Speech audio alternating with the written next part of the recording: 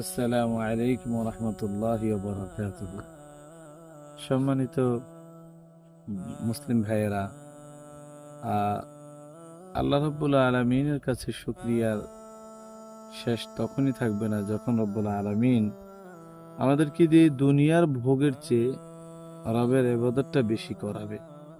তখনই আলহামদুলিল্লাহ আপনি শুকরিয়ার মজা পাবেন, আল্লাহর বন্দেগীর স্বাদ পাবেন। তা আল্লাহ রব্বুল আলমিন যেন আমাদেরকে সম্পদশালী যতটা করে তার চেয়ে বেশি যেন আমাদেরকে আবাদত গুজার বান্দা হিসেবে কবুল করে নেয়। কারণ আপনি আবাদত গুজার বান্দা না হলে আপনার আমার ভিতরে এবং একটা পশুর ভিতরে কোনো পার্থক্য থাকবে না। পশুকেও আল্লাহ সুবহানাহু ওয়া তাআলা রিজিক দিচ্ছে, সে খাইতেছে, কিন্তু তাকে তো আর ইবাদতের সুযোগ দেওয়া হচ্ছে না, সে তো আল্লাহকে সেজদার মজা বুঝতেছে না। কিন্তু আল্লাহ আপনাকে আমাকে এত যত্ন করে, আদর করে, ভালোবাসা দিয়ে সৃষ্টি করেছেন, তো ওই আল্লাহকে সেজদা করবেন না তো কাকে সেজদা করবেন? তো সবচেয়ে বেশি মজা তৃপ্তি আসে সেজদাতে, আর এটা মুমিন ছাড়া কেউ বুঝবে না।